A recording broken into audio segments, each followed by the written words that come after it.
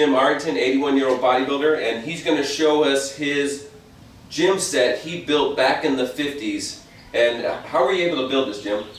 Well, this part of the gym is that my dad had a welding machine, and he was good at stuff like that. But what we did is that we built a squat rack, and this is used for a bench too. And then we built, just built benches and stuff, and we just used very basic equipment, and we trained generally by ourselves. So one of the reasons, I mean, people out there will be like, built, why did you build? Can't you just go buy one of these?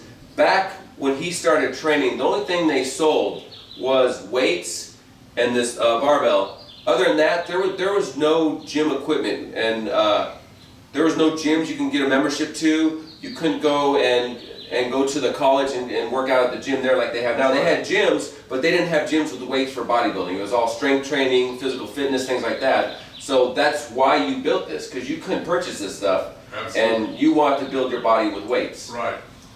And so this was the first barbell I had, and this is the one I took to college, and had to train with it in my bedroom. Isn't that crazy? Yeah, but most people, when they go to college nowadays, the last thing they're thinking about is taking weights, but you had to because the colleges, like I said before, didn't have them. Right. The first year as a freshman, I had to if I wanted to bring my weights, I had to take them and put them in a box with a lock on them, and have no one else train with them except me. And I stored the box in the back of the gym at Occidental College. For liability. Yeah, and it's where they kept the weight, the mats, for the gymnastics. And so the second year they say, hey, no, we don't want your weights here. So I had to take them in my dorm room. Okay. But this bar, at that time, I was pretty happy with my exercise poundages, except for the squat. And I decided about 6 weeks before school started that I was going to be able to do 80 more pounds, from 220 to 300 pounds. I'm going to increase it by 80 pounds, 5 reps. How am I going to do it? Well, what I did is I quit training everything else. I did squats, and I did squats 5 days a week. And you did squats with this because, like, as you can see, that he could, these will come up, and you can adjust them to the proper height. Right. So he was able to do squats. That's correct. So, and this was in my garage during the summer, in the garage at my home in Arrington. So what I did was I was able to do 220, right? So I did with 210. I put 210 on the bar after a little warm up. Did 5 reps. But I added, did up to 220. Did 5 reps. Then I dropped off, did 5 more reps.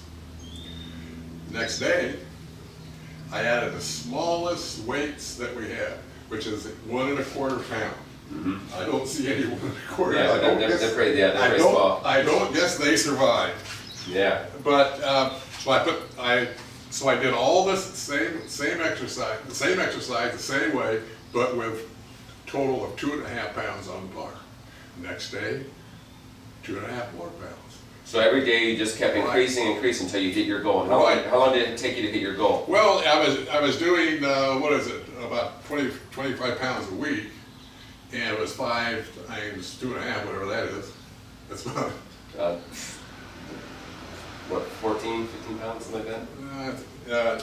And so every week I would add that much, and it worked fine until I got to 290 pounds, and I got stuck at the bottom. It was a concrete floor like this, and my dad, who just happened to be in the house, must have been on a Saturday or something, and he almost wrenched his back, kind of helping trying to get off you. Well, I mean, it was down. He just kind of did, so it wouldn't hit the ground too hard. But so then I did some leg presses on a leg press machine that we had built that day. Then the next day I put on. No, it wasn't. Next workout I put on 2.5 more pounds. Went right on up to 300 pounds. Right on. And when you're doing these workouts, how often were you training? Well, on this one, I was doing every day. Every day? Every day for 5 days a week. Okay. And then there was, the weekend I would not do it. But, so then I went back, after I reached the goal, there's about a week or two before school, went and took the weights up to school and was telling somebody what I did. And he says, well, let me show me. So I went up there and did a warm up, put the 300 pounds in the bar, and did my 5 squats. It was so easy.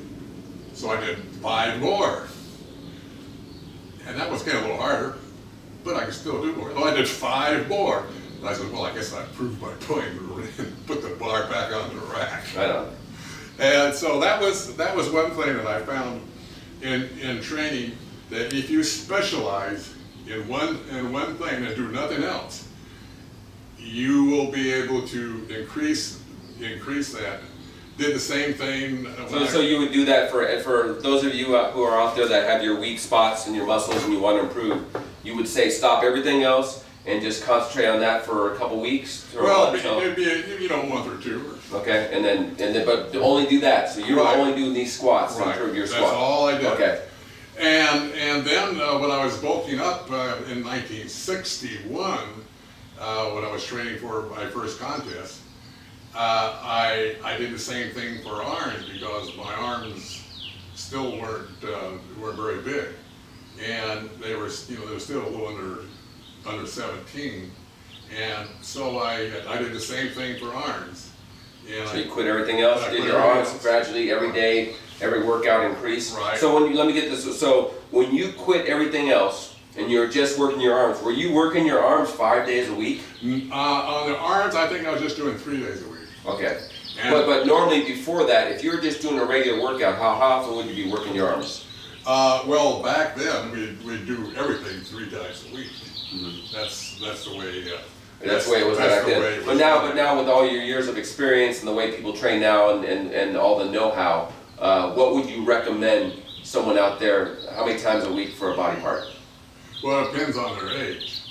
When you're young, you have better recuperative powers, so you can do it a lot. So you could do it 3 times when you're No, younger? not really. 2 times? Generally they do once a week, which is pretty standard.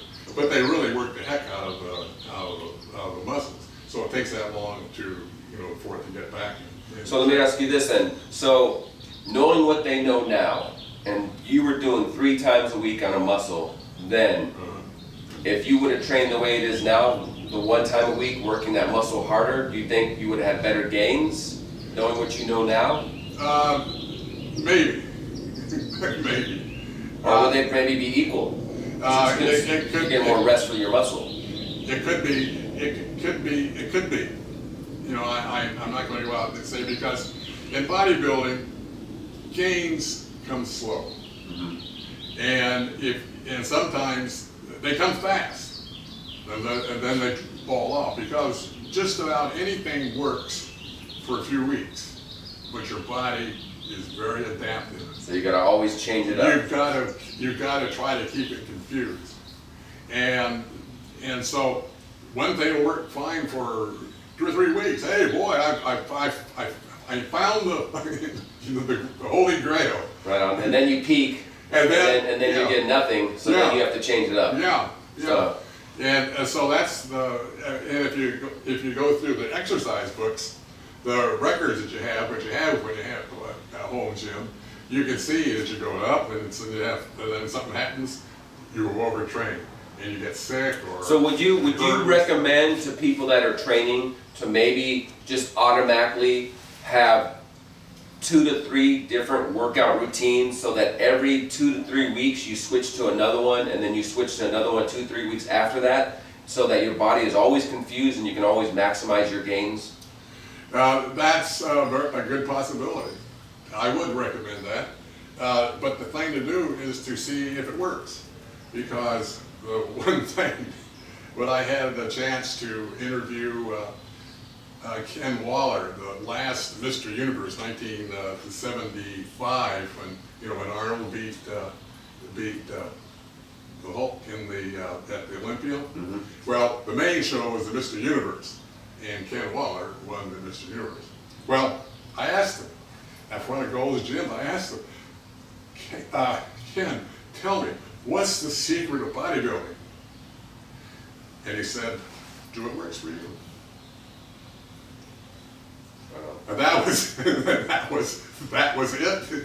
Do what works for you. Well, obviously I agree that everyone's body's going to react differently to different workouts. So I mean that's up for you to try the trial and error and see what works best for you. And there's general things that work for everybody, but you have to fine tune those things that work for you. Absolutely, and believe me, I'm still trying.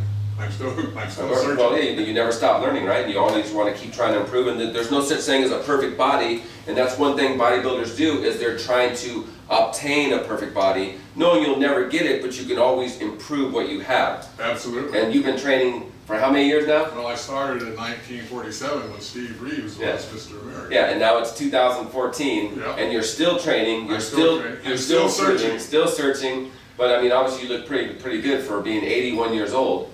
And you know what you're talking about, which I and the viewers appreciate. Well, thank you. And I'm training right now for the National Masters, which will take place in July, correct? In July, right, in Pittsburgh.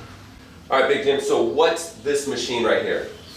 This machine is basically a pulling machine, and you can do just about any pulling exercise that you can think of on this machine, the way it's designed. First of all, you have a high pulling, and you could do any pull down type exercise or anything that goes down. And I see you also have all these different attachments. You made all these attachments? Yeah, right. So you have all these different attachments that he made depending on what you're trying to work out, and that you can all connect from your basic rope. Basic rope. This right here. So you can do any pull downs when your cables are set up here. Right. And you can work all your backs, your arms. Right. You can work almost just about every upper body muscle with this, can't you? Including abs, where you kneel down and with this rope. Okay. And then if you switch the pulley around and you take it from the bottom. Then the pulley will switch down and go down to the bottom underneath there, and you have a leg curl and leg extension. Wow. So I didn't even realize that. Okay, I see. So this is all one whole deal here. Right. So with this whole pulley system, you could basically do a full body workout. That's all with cable. Just about. Right. And you made this. Yeah. Oh yeah. And here we have a hyperextension attachment, and then it has a thing set up here where we could do these flies, crossovers. So it's a pretty nice versatile machine. So you made this. You made this after you made your first initial basic setup. When we moved here 36 years ago, the World Gym in Santa Monica was about 8 miles away. So my job was the other way. So I decided we had about 6 feet of room here. So I said, well, since I work for a metals company, I could get all the material at cost plus 10%. Yeah. And I have a little lathe, a drill press, and a little bit of experience. So how long did it take you to make this whole thing? Oh, about a year. About a year? Yeah. Yeah. This was the first machine. Oh, this was a dipping bar. Oh. And the thing about this is that you can no matter how strong or weak you are, you can do dips on here because you can put your feet on here and just use as much weight as you want. Yeah, nice. Or if you're really strong, or if you want to just do plain dips, or little dip. But if you're really strong and want to do weighted dips, well, there's a pulley that goes over there and down here, underneath here, up through here, attached to a lifting belt, and you can put on as much weight that's amazing. as you want. So it's really versatile. I've really been pleased with it. The only thing that's bad about it is that when you change the rug underneath here, it's a hard time to move. Oh yeah, because it's all one unit basically. Yeah, I mean, you could take these weights off. Oh yeah, your stack of weights here.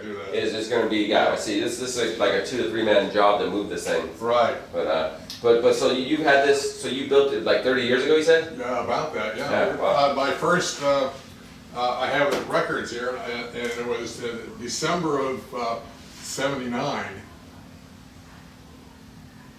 So it's been over 30 years. Wow, that's crazy. And so obviously you don't use this much anymore because you have a Gold's Gym membership at Venice. Right. But when was the last time you were really using this a lot? Before the last time I was using it a lot was about 96. 96? Yeah. I started competing in 78 to about 1980. Okay. And then I kind of quit. But I kept working out because I had the gym here. Yeah. And so until 96, when our tenants moved down at the beach, I decided that, well, I could go down there and work out at Gold, because I always wanted to. Pete Krowski.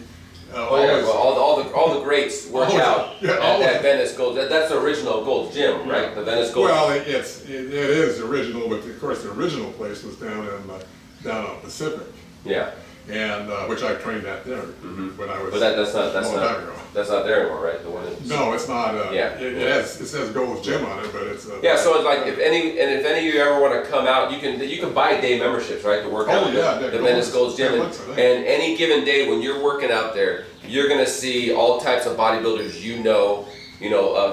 Fitness personalities, whatever. They're all there. Every day there will still be someone different there, because like obviously that's like the mecca of bodybuilding. And he's fortunate enough to actually be able to train there, so that's why he doesn't use this as much anymore. Right. But my wife loves it. Oh, so your wife uses it? Oh yeah. Really? Okay. And she trains several times, once or twice a week.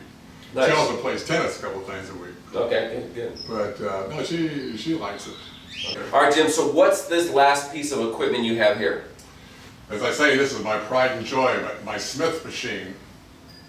Your version of the Smith machine. That is correct. Right, because a lot of people out there that know gym equipment know Smith machine. That's right. So you copy your version of what you copied of the Smith machine. I copied some of what was on a normal Smith machine, but I have a lot of little innovations. Well, I was gonna say, knowing you probably copied it and improved it. So what can you do with this machine? Well, you can train all the big muscles. Mainly the legs, the quads, the calves, chest, and to some extent the back. You can do rows on it, but generally there's other machines you can do rows better. But and you can do calf raises, and this one has an attachment so you can raise the bench. And you can do incline presses. And one of the advantages of a machine like this, and obviously probably one of the reasons you built it, so you can lift heavier weight, because you don't necessarily need a spotter with this, because you can lock these off.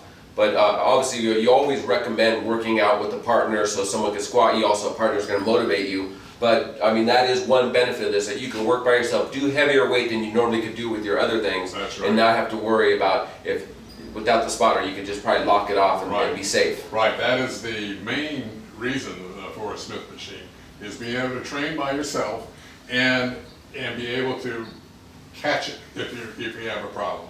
Oh. And this one. And then let me ask you one thing. How long did it take to build this now?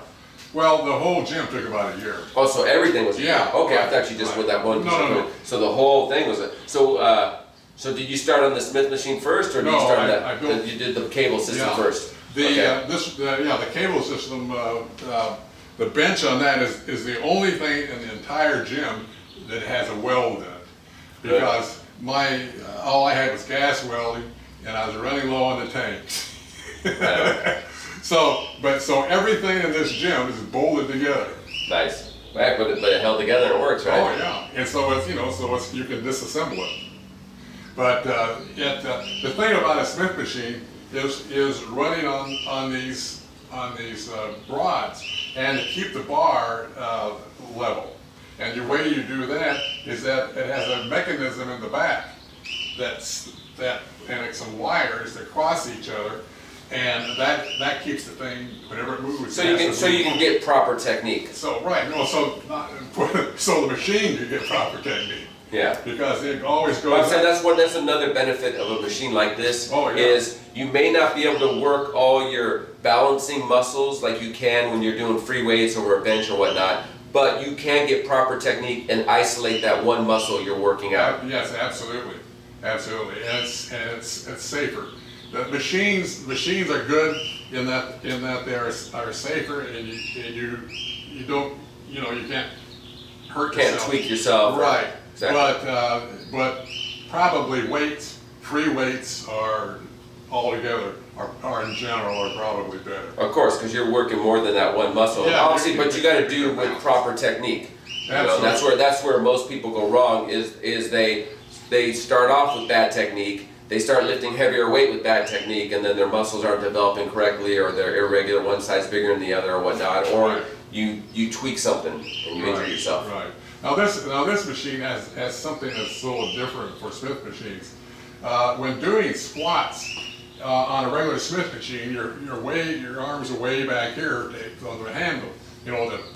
So and you may be in a lot of pain or when you're coming up. But on this machine, they have these handles here. So when you're right here is where your back is, and your hands are on the handle. Nice. So when you come instead up, of being back here, you just flip them up, or when you come down, you can. No, I totally get what you're saying. Yeah.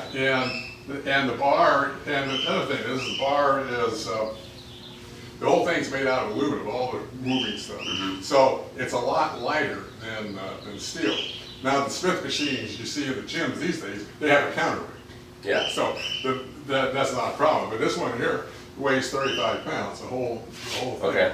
And that includes the friction in the. And then keep in mind, this stuff was hard to come by back when you started training, so that's why you built your own and you improved on. Like, what would a Smith machine back then cost for you to buy if you couldn't even buy them? I have no idea. $1,000. Yeah, they're probably pretty pricey because they weren't manufacturing a lot of them. Yeah. So, right. So let me ask you this: what do you think? I mean, obviously that was over 30, 40 years ago when you built this. What do you think your cost was for building all this? Forget the time. It took about a year to build all this. But what do you think your cost was, and how much do you think maybe you saved by building your own stuff? Oh, I probably the cost on everything was maybe $1,000. And if you would have bought this stuff, it probably would have been about probably 3 to 5 probably. Yeah, right. Yeah. And the last thing I made was my own dumbbells. After all, if you have a gym, you ought to have some free weights, and dumbbells are very, very good to use. And these are particularly interesting because the steel plates screw onto an aluminum handle. And if you want to add weight to them, you have some other weights, you just put onto it, screw it back on, and it goes fairly quickly. And you made that rack too? Oh yeah, made the rack. Nice. And that was all part of in the year? Right. It was all part of the same, including the racks that hold the weights. All the racks. Right. And speaking of weights, this Smith machine, at the time I made the Smith machine,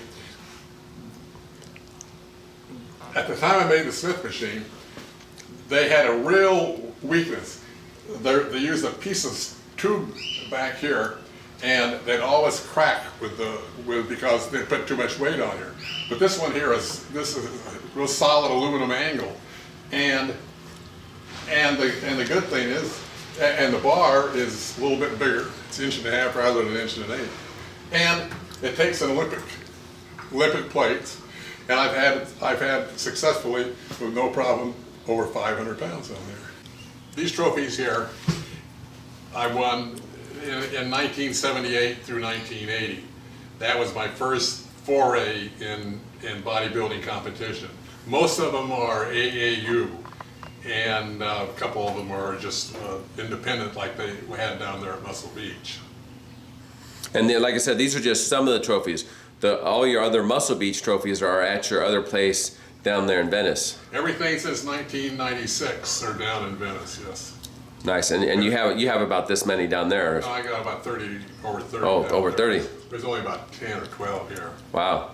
But this is when they give bigger trophies. Yeah. there was one that I won. The biggest one was a trophy at something called the Iron Man's Gym down in Oceanside, and they had a big competition every year, and I was able to get the over 40. They only had one class at that time, over 40, and there was about 15 people. So that was my first win, and it made me very happy. And it was a chance to meet Sergio Oliva. So it was a pretty good competition that they would have somebody like that as a guest poser. Nice. All right, so Jim, I want to thank you for inviting me to your home in Culver City, California, to show me your home gym that you made. Very impressive. I hope everyone out there enjoyed it. It's a nice little piece of history. Nowadays we could just go, online and order a gym set that could just show up at our door, or we got multiple gyms we can go to and work out. But this is a really cool piece of history. I really appreciate you showing me Well, this. thank you very much. It's been my pleasure, and I'm glad I was able to share it with the rest of you guys. Wow, thank you. Hope you enjoyed it. Wait a minute. Before you click away, I want you to subscribe, like, comment, hell, even dislike if you want to. At least do something before you get out of here.